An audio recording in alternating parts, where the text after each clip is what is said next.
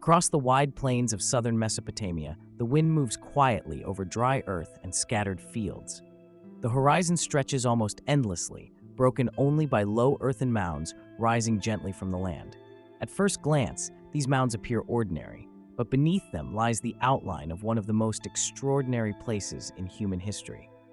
This is Uruk, and it raises an enduring question. How did a settlement in this quiet river plain become the first true megacity of the ancient world?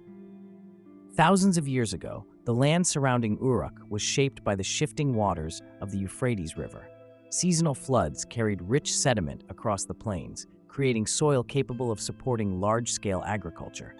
Yet the same rivers that nourished the land could also change course, reshape fields, and flood settlements. Living here required careful balance. Early communities built canals to guide water into fields and away from homes. Irrigation allowed crops to grow reliably in a landscape that might otherwise remain dry and unstable. Within this environment, Uruk began to expand. What started as a modest settlement slowly grew into something far larger. Districts formed around major temple platforms that rose above the surrounding ground. These elevated structures dominated the skyline, visible across the flat plain. Around them, neighborhoods spread outward. Mud brick houses lined narrow streets. Workshops, courtyards, and open spaces appeared between residential areas. Over time, these districts merged into a continuous urban landscape. The growth of Uruk marked a turning point in human history. For the first time, a settlement expanded beyond the scale of a town and became something entirely new.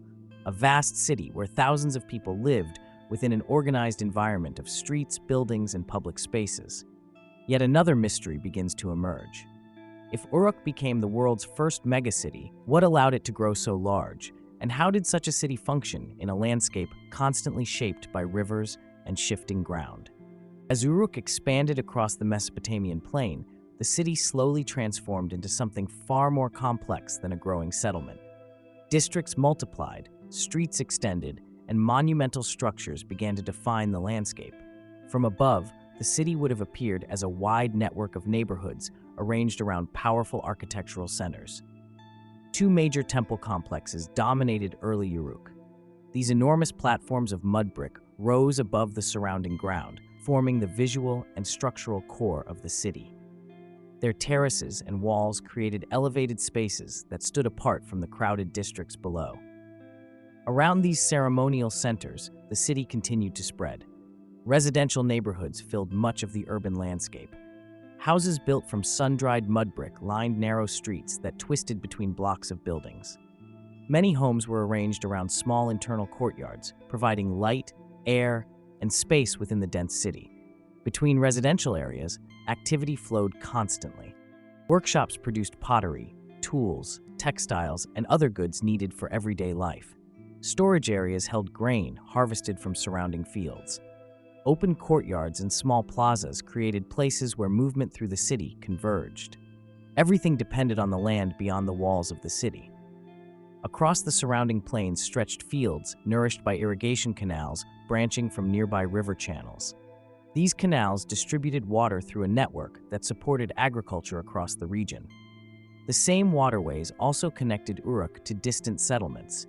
Boats could move along canals and river channels, carrying goods between cities scattered across southern Mesopotamia.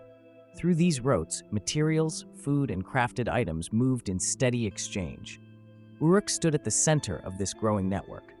The city was no longer just a place where people lived. It had become a hub where agriculture, trade, construction, and daily life converged on a scale rarely seen before. But the larger Uruk became, the more complex its survival must have been. How could a city of this size maintain water systems, food supply, and construction across such a vast urban landscape? The answer may lie within the structures that still rest beneath the dust of Uruk's ancient ground. At its height, Uruk had grown into a city unlike anything that had existed before. Across the plains of Mesopotamia, most settlements remained small and scattered, surrounded by fields and irrigation channels. Uruk, however, expanded far beyond that pattern. Its districts stretched across the landscape, forming a continuous urban space that covered several square kilometers. The city had become a carefully structured environment. Large ceremonial platforms stood above the surrounding neighborhoods. These monumental complexes formed the heart of the city's layout. From their elevated terraces, the districts of Uruk extended outward across the plain in every direction. Between these central areas, dense residential quarters filled the city. Narrow streets moved through blocks of mud brick houses. Courtyards opened inside homes, creating spaces where daily life unfolded away from the crowded lanes. Wells and drainage channels helped control water within the tightly packed neighborhoods. Every structure in Uruk shared the same basic material. Mud brick shaped from river clay formed walls, streets, and platforms throughout the city. The repeated use of these bricks allowed construction to expand rapidly as the city grew larger. Beyond the city's outer districts, the surrounding countryside supported this immense settlement. Irrigated fields produced grain and other crops that could feed thousands of people. Canal systems carried water across the plain while also linking nearby communities through navigable routes. Uruk stood at the center of this wider landscape. Goods and materials flowed toward the city from surrounding settlements. In return, crafted objects and resources moved outward along trade networks spreading across southern Mesopotamia. For generations, this system supported the city's growth. Districts expanded, platforms rose higher, the urban landscape became increasingly complex, yet the environment that allowed Uruk to flourish was never entirely stable. Rivers shift across floodplains, irrigation canals require constant repair, agricultural land can change as sediment builds and water patterns shift. The question begins to return quietly. What happens when a city becomes so large that the landscape itself must continually adjust to sustain it? Over time, the enormous urban landscape of Uruk began to change. The rivers that once nourished the surrounding plains slowly shifted their courses. Channels that had carried water into irrigation systems moved across the floodplain. Sediment gathered in canals that once flowed steadily toward the fields. In a land shaped entirely by rivers, even small changes could affect the balance between city and landscape. Agricultural systems required constant maintenance. Canal walls had to be cleared and repaired. Fields depended on carefully controlled water levels. When those systems weakened, the effects spread across the wider region. Within Uruk, the monumental temple platforms still rose above the plain. Mud brick walls still marked the districts that once held thousands of homes. But gradually, the rhythm of construction and renewal slowed. Some neighborhoods were rebuilt and reused. Others slowly grew quieter. The city did not vanish suddenly. Instead, activity across the vast urban landscape began to shift toward other settlements emerging along the rivers of Mesopotamia. Portions of Uruk's once crowded districts became less active as populations redistributed across the region. Yet the great architectural cores of the city endured. The towering platforms of the temple complexes remained visible across the plain for centuries. Their massive mud brick foundations preserved the outline of a city that had once changed the scale of human settlement. Today, the ruins of Uruk lie beneath low earthen mounds in southern Iraq. Wind moves across the quiet landscape. From the surface, the ground reveals only subtle rises in the soil.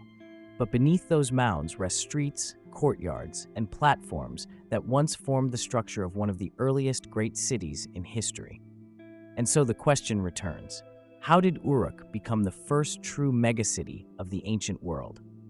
Part of the answer lies in the rivers that shaped the fertile plains of Mesopotamia. Another part lies in the remarkable organization that transformed scattered settlements into a vast urban landscape. Uruk was more than a city. It was the moment when human communities first grew into something entirely new.